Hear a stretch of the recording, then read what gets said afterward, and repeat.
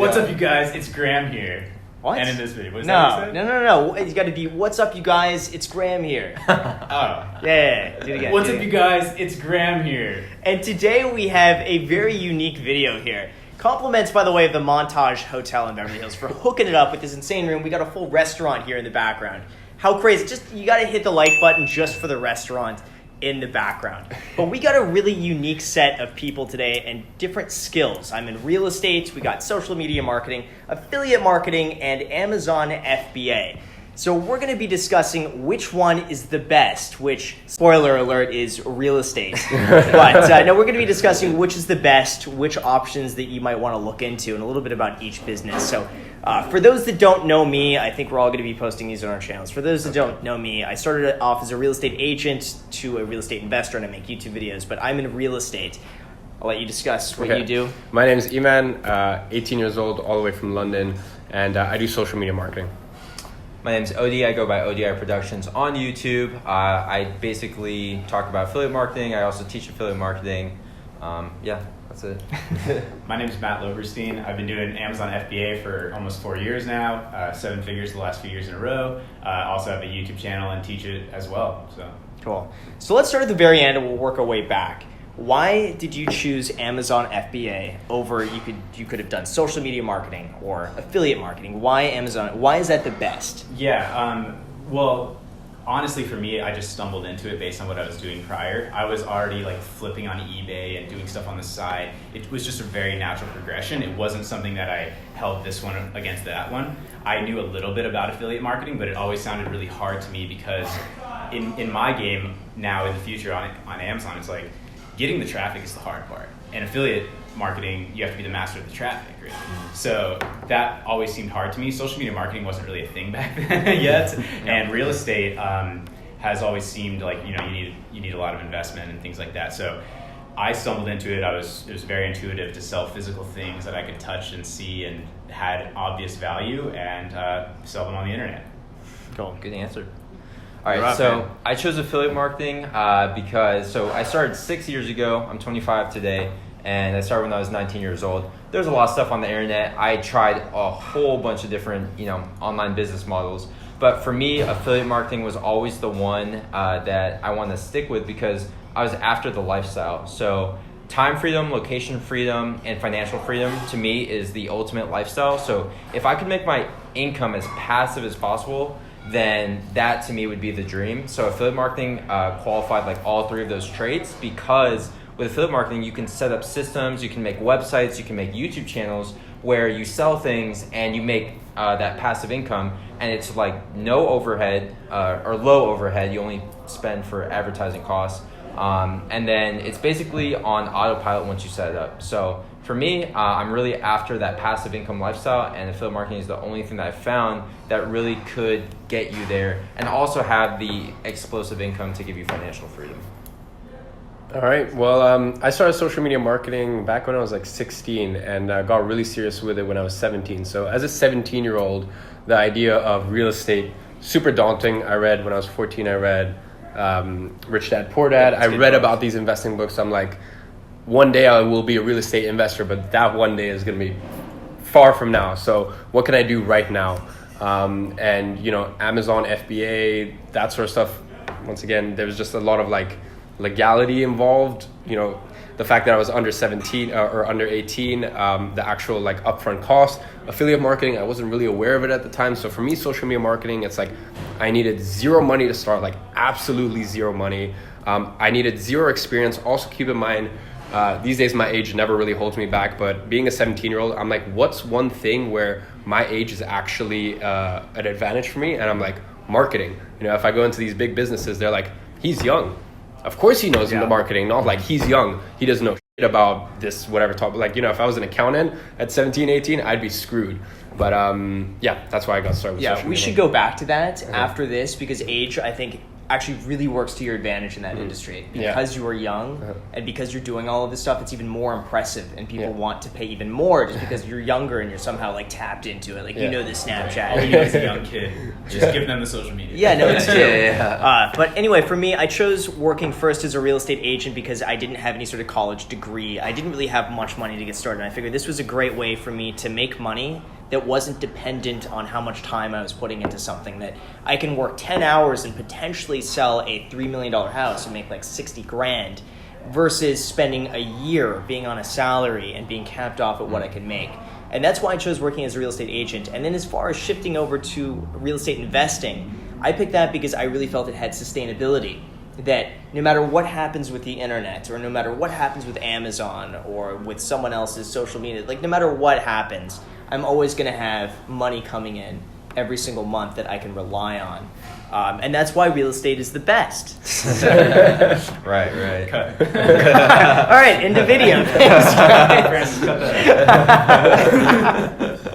But anyway, really quick, before we go into actually, like, we could debate which one we think is the best and why, like, one is better than the other.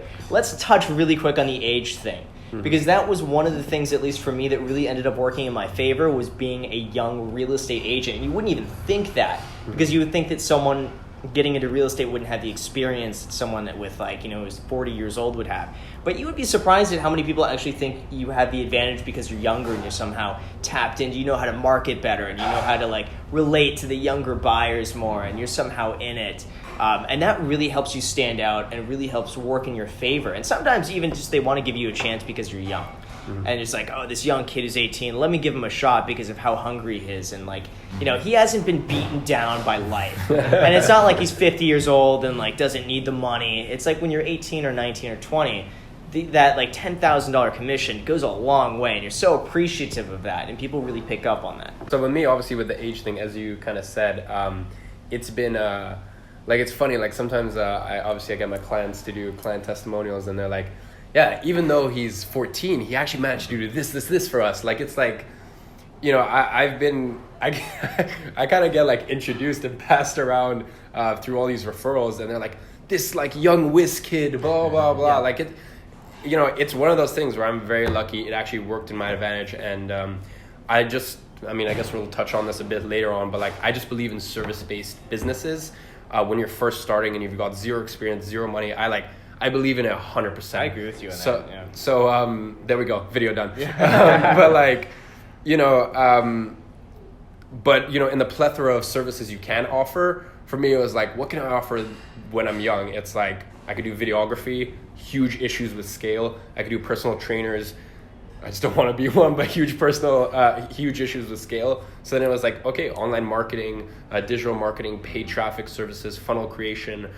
These are some high ticket stuff. You can sell this for a lot of money, and your age, they don't bat an eye. Yeah. I think it also makes you stand out more being a young kid versus, like, you see, like, a 35-year-old who, let's say, is making like $100K a month. That, I hate to say it, that's a lot less impressive than, like, an 18-year-old who's making $100K a month. And that makes you stand out. And just because of that, you get almost more credibility. Like, you get a better bang for the buck being young than you do being older.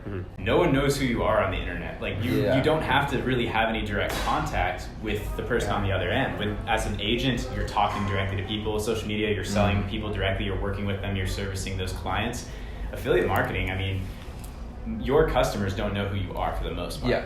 Right? Same for me on Amazon. Like, that's just not the way it works, which is the beauty of a lot of online businesses. Is, like, you know, on the internet, nobody knows who you are. You can just do your own thing from home, whether you're 12 years old or 150 years old. It's just like it's not translated through. Like, it's not face to face like that. Yeah, I agree with Matt 100%, because I think one of the reasons I got into affiliate marketing is because I was always like that behind the scenes kind of person who didn't really want to share my face. Like, on YouTube, I didn't share my face for like 5 or 6 years of making videos. Like, I literally was doing headphone reviews with just using my hands and talking. You know what I mean? I didn't share myself. People didn't even know, like, you know, what my real name was. But anyways, I started to do more of the personal brand stuff when I started to share my story on YouTube. And that also has its benefits, because then Absolutely. when you share your personal brand, you get connected with people like these guys, and you get to network, you know what I mean? So I've been on both sides of like, you know, kind of hiding behind the scenes and making money, and then kind of sharing my story and making money. And I have to say that I do like when you have that personal brand, because it just opens up so many doors and opportunities for you. Yeah. Especially being young, tying that back to being young, especially online. Going back to topic. People watching are not feeling it. Yeah. Back to topic, there are more younger people online generally, especially YouTube That's and true. Instagram, than there are older people. So the younger you are, the more you're able to relate to your audience. So we're bringing it back, I think is what you meant to say. Yep. So why me is too. Amazon FBA better than us? It's a fun practice of all of these things. You're building an audience, you're selling them a product directly rather than affiliate marketing. You're owning that audience and you're servicing customers. And once again, physical products, I was just always drawn to physical products. Like I remember when e-commerce first became a thing, and you know, getting home from school and like there's a box and your parents think you're getting scammed on the internet or whatever. And it's just I don't know, physical products just had that draw to me. And what the model of Amazon FBA that I do is usually called private label, which I don't love that term, but I just think about it as creating your own brand. And that is something that translates in so many different ways for such a long-term thing. I mean, it's not just Amazon FBA. I often say to think about yourself as a product brand, not just as an Amazon seller. And the more you do that, now you can potentially find people to be affiliates for your product. You can find people to dropship your product. You can get your product into retail, all while leveraging Amazon and getting that thing out. So the scale potential is really cool with that. You know, there's not any difference in the amount of work from selling 1 unit a day versus selling 100 units a day of a product. It's the same amount of work. It's getting it to that point, obviously, that takes work, but it has some of that hands-off approach as well, like affiliate. But yeah, I mean, the scale potential was what got me into it. So I think affiliate marketing is the best because it doesn't really have many drawbacks. Now, I'm going to say the number one drawback to affiliate marketing is that you don't own your product. So if a company has an affiliate program and you've been making, let's say, a comfy, 20, 30K a month, they can just cut their program overnight and then your income just depletes. Now, on the flip side with affiliate marketing is that you have infinite scale because you can sell digital web services such as like email marketing. If people sign up for email marketing software, anything like that, like ClickFunnels, then you can sell to like 1 million people and make commission on 1 million sales. You know what I mean? And then with ClickFunnels, you have a monthly recurring revenue, so you actually get that commission every single month from that user. So you can kind of profit off of another company's product or service for months, years to come, and you don't really have to do any work.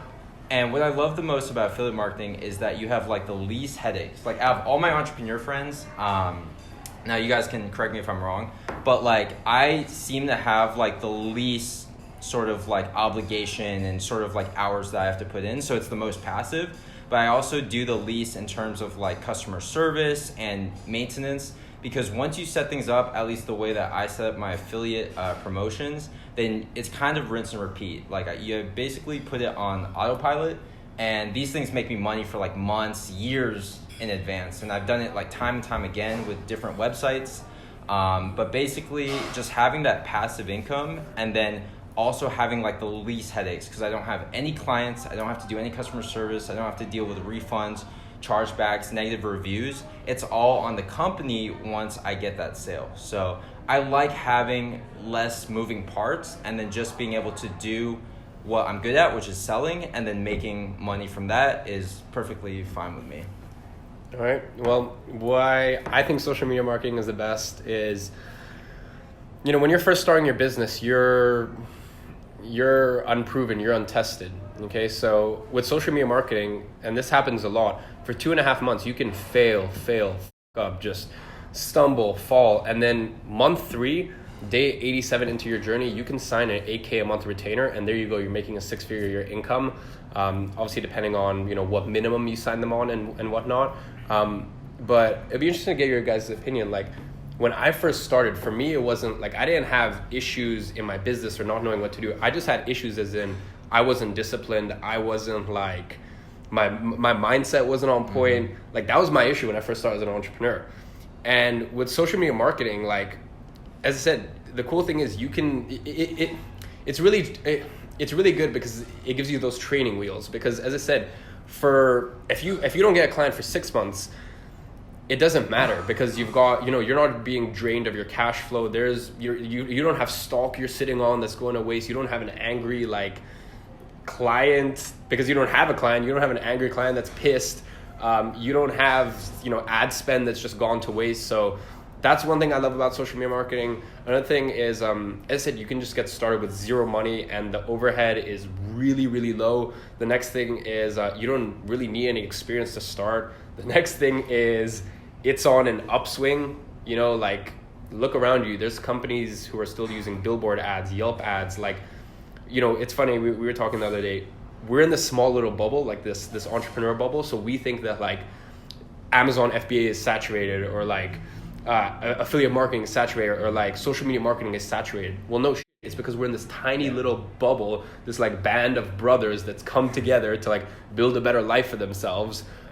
So all we see is other entrepreneurs starting their business. But you need to realize that we're, in terms of social media marketing, we're a small group of agencies in a broader world economy that's still really lacking when it comes to their marketing and still using age-old techniques when, just some simple Facebook ads and retargeting campaigns can, blow up their conversions. So companies are paying for it. Companies are paying big for it. I would challenge any of you guys to say, find me a better business model where within 90 days you can scale to 10K a month profit. So I got to say, for what I do, the biggest thing I like is sustainability, where it doesn't rely on you going in and continually doing social media marketing for clients or continually tweaking products for Amazon or building up your brand or doing an affiliate, is that you can do it once. And this is a business where I really believe that if you have the capital, which you can certainly make from these, but you can really preserve it and grow it with, I would say, almost zero risk, unless you're buying into a city with one coal mine that's running everything and it goes out of business, obviously. But any sort of growing populated city, I don't think there's any reason why you should ever be losing money if you're holding real estate long term without doing any work. I mean, you just set it up once and it's good for a lifetime. And that's why I'm really big into real estate investing, because it's that passive and it's that sustainable that it doesn't rely on anything else. And people always need a place to live at the end of the day because they're making all this money and they got to rent somewhere. So hopefully they're the ones writing me checks. With that, obviously you need the investment. I think Amazon falls closer to those guys, but real estate, you need a big investment. Amazon, you need some investment, that's for sure. I agree with Iman on, getting a client is a very quick way to make income. And I even have clients that I help with Amazon stuff, so it's kind of a fusion of Amazon and social media. There are brands that need help with understanding that platform, stuff like that. But yeah, I think it totally makes sense to get immediate cash. You need some income to be able to start with Amazon, a few $1,000 to be able to play with it. Whereas real estate, you need substantially more than that, but it is more of I see that as an investment. Obviously you make money from being an agent as a business, but the investing side is investing. Whereas Amazon is an active business with some amount of passiveness. It's not as passive as affiliate.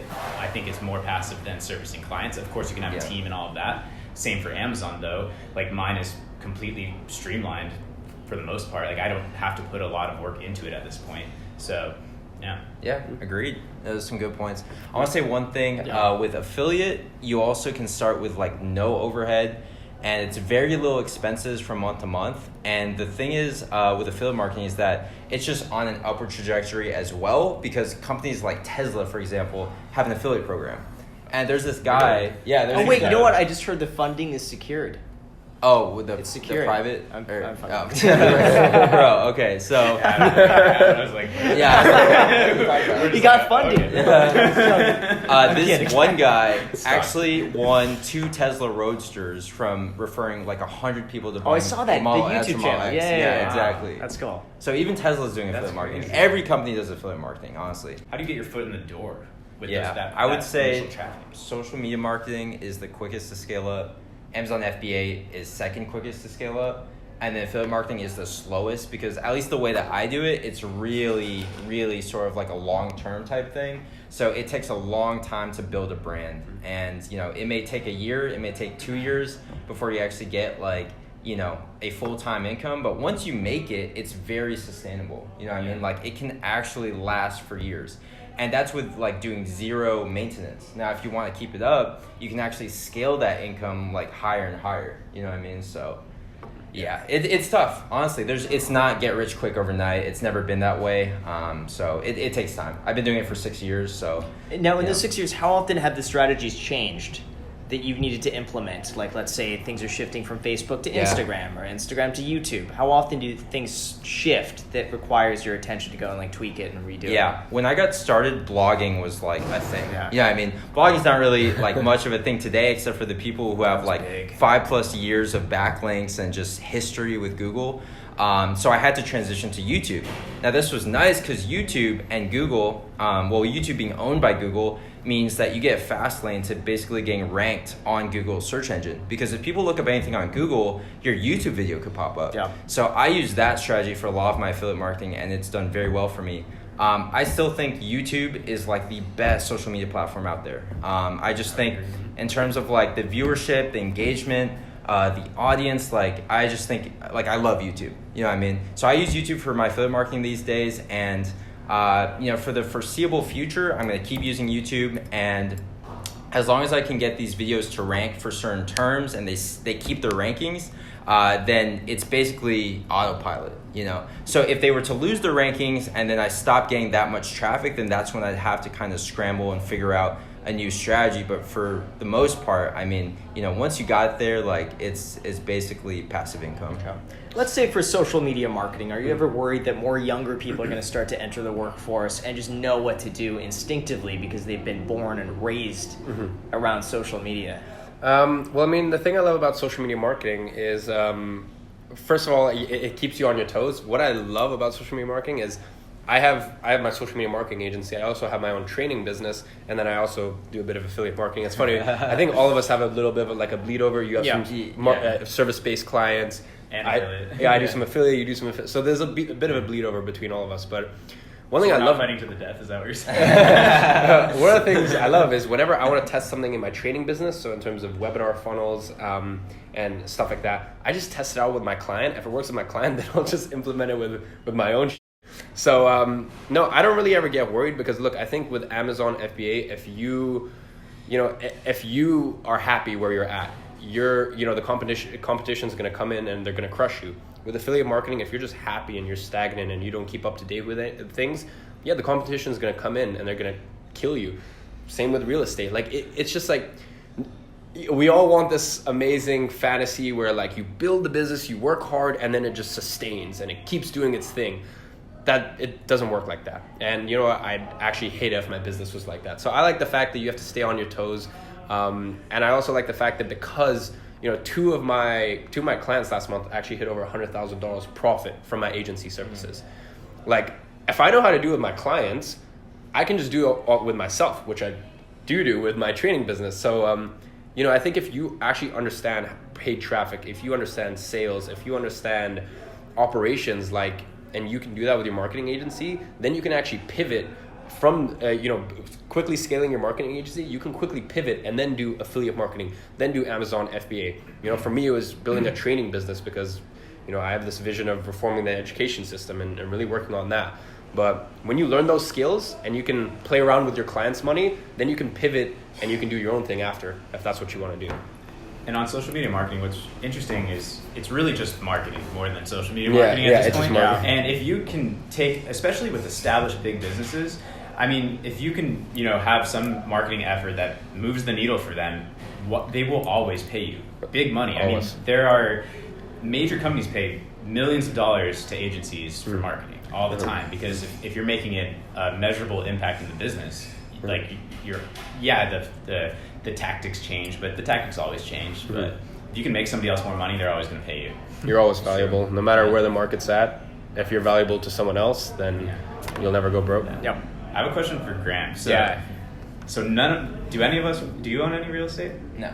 Okay, and you don't either? And I don't either. So you got three guys who are like doing this internet business thing, right? And then you got Graham over there like buy real estate. Like, buy real estate now.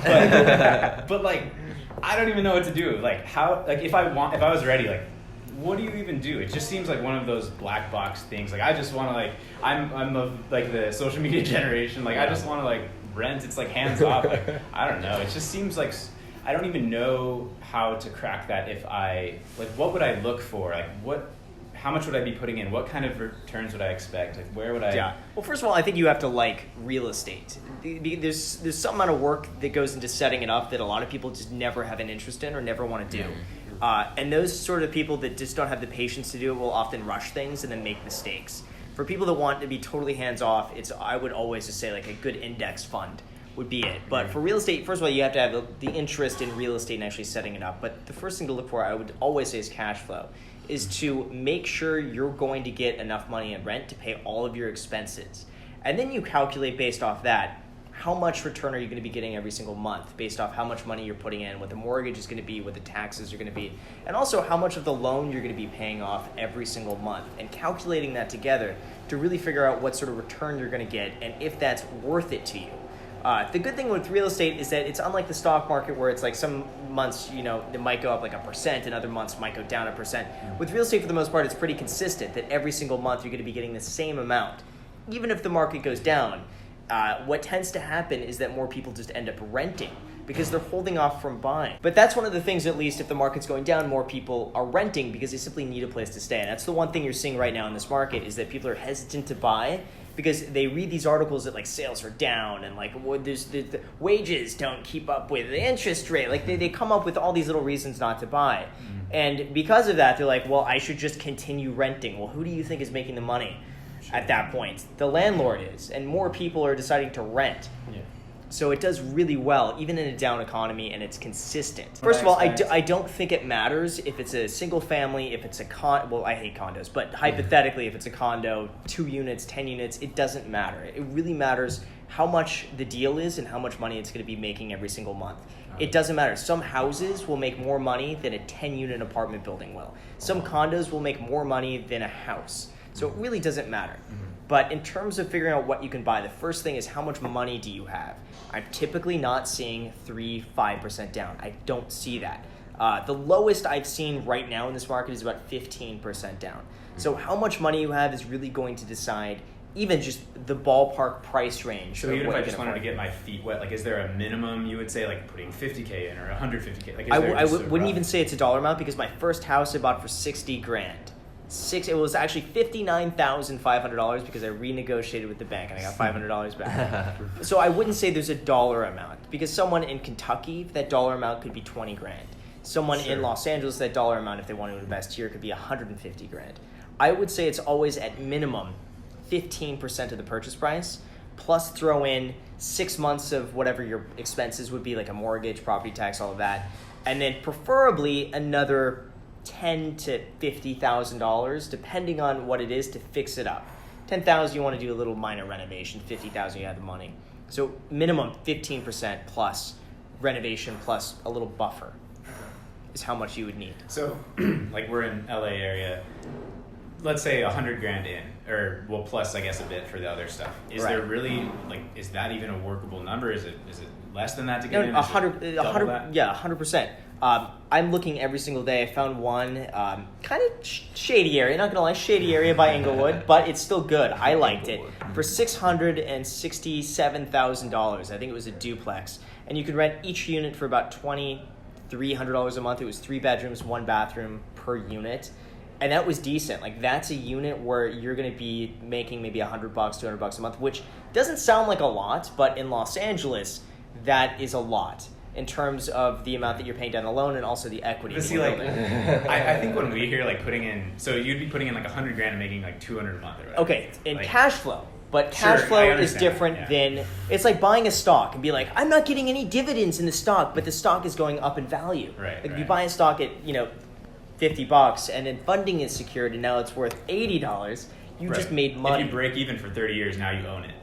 Well, 2 things. So yes, now you own it outright, but historically a city like Los Angeles has gone up above inflation. Yeah. For instance, View Park And Ladera Heights here in Los Angeles has gone up in value about 5.5% above inflation annually since 1960. That's huge. You're making 5.5%, you're making rent on top of that, and you're paying down the mortgage. I mean, that could be, if you invested back then, like a 20% return on your money. But here's the thing, if I look at something like that, and then I just look at like, you know, what we're doing, like for me, you know, I guess with my agency clients, you know, I've run client acquisition funnels in the past, but you know, I can't really give a reasonable estimate of what the ROI is on that. But like, you know, I guess with my marketing agency, it's organic and referral based. But in my training business, I can literally put in $1 and get $7, $8, $10 back in 30 days, in like 3 days. And so Odie could put in $1 and get, and he does. Yeah. Odie puts in $1 and he gets $5 back. So he'll spend, let's just throw out 20K in advertising and make 100K. Right. So he's making whatever. Yeah. 500. See, the thing is, Amazon. I don't dispute. Yeah, no, I knew. And Amazon. Don't forget Amazon. I'm over here. Wait, there are thousands of people that have created $1 million plus businesses with, you know, $3,000 to $10,000 of their initial investment, and then they're just rolling it back in until they have this thing that's multi-7 figures. Yeah. Yeah, I don't dispute any of that, and I agree. You get a much better return if you're putting it back into a business, by all means. But at what point do you start to preserve your wealth? Yes. And that's where real estate comes in. If you're making like 3 times your money by spending $1, making back 3, you're never going to do that in real estate. Do that. I mean, that's a no-brainer. I'm not going to sit here and be like, no, fake numbers. I just get up and walk away. I think in 5 years. If we sat here and we should, if we sat here and did the same interview, we'd probably all be in real estate. Yeah. My thinking with my business right now is, it's at 7 figures, or my business, my social media marketing and my training business, it's at 7 figures, or it will be 7 figures profit this year. I want to get that to 8 figures, and then I want to, like, for me, you know, I guess I'm young, maybe naive. I don't see why I couldn't get to 9 figures, but I don't think I'm going to do that with a business. I think I'm going to do that with real estate. Yeah. And even going from 7 figures to 8 figures, I would see real estate as my avenue to do that. Yeah. But my goal would be like, just hit 7 figures first. And that's kind of, you know, that's kind of why I like. But see, the thing is, you're in a hustling stage where you want to constantly put in the work, hustle, make more money. Well, in all fairness, the affiliate marketing, no money, and they're like researching real estate, and it's just not. You're not ready. Sure. In all fairness, with the affiliate marketing business, even with my training business, I'm not hustling. This is all passive income. Like, majority of my money, or 60-70% of my profit monthly, is passive income. His is 100% passive income. Pretty much same with him. So I don't know, with my opinion,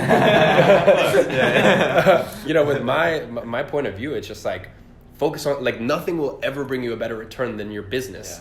You know, and I just wonder what the percentage of people watching this who are millionaires. And I think if you're a millionaire, I think definitely start time. And by the way, keep in mind, I'm 18. I'm sitting with, I'm sitting with some entrepreneurs that know a ton more than me, and I could be completely naive here, but when I look at the landscape of things, I'm like, damn, I just got to focus on my business, and that's going to bring me a greater ROI than any other sort of investment. And then when it gets to the point where my business is maybe capping out, I'm reaching issues with scale, or I just don't want to, like, as you said, maybe just be working that hard to take things to the next level. Maybe it's time to look at something like real estate. I would agree with that. I would think anyone would tell you at 18 to put your money and everything you have into a business. But at a certain point, it's really just the safety net of knowing that you have consistent income no matter what happens with you, your business, your clients. If something happens, if someone takes over, if someone's better, it's that safety net of just knowing that you have this preserved for the rest of your life. What you said, I completely agree with. That's always been my thought, is that I would make money in business and roll it into real estate, and that would be my wealth, 10, 20, 30, 40 years from now. And that's why I'm trying to plant the seed and learn about real estate. We've all said our piece. I think, what's one thing we can all agree on? For me, it would be building a personal brand. Whether that be the actual, like, for me, I've said this all the time, attention is income. I mean, just go look at someone like Kylie Jenner. Attention is income. How you actually want to monetize that is completely up to you. But even for me, building a personal brand has given me so much equity when it comes to client acquisition. I get really high ticket clients just because I have a strong personal brand. And Or I'll chime in any type of audience, really, because then it opens you up to having your own products, to doing affiliate marketing, to having clients, to then running that money into real estate. Like, having an audience, attention really is the currency. Like you're paying attention literally, and that's Here's the super thing. key. I almost feel like the personal brand will be the future of marketing. And in a sense, it's these influencer shout outs. It's people watching the Jake and Logan Pauls that decide they're hyped up and they want to buy some merch or whatever it is. That's what I feel like. Honestly, I would say from everything I've done over the last 10 years, the personal brand has been the most valuable.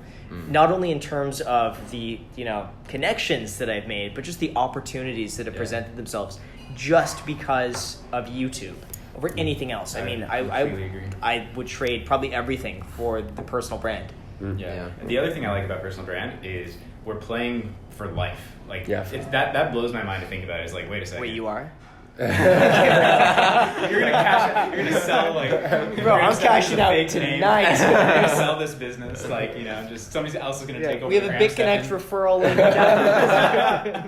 But yeah, I just mean it's like it's your name. You're building up for this is just brand equity around ourselves that we can cash in, not in a scammy way, but just we'll be building leverage for decades. Yeah. And how crazy will that be when we're all 50 years old or something? It's leverage, whether, as I said, like you want to, it's actual financial currency, as I said, attention is income, and it's also social currency.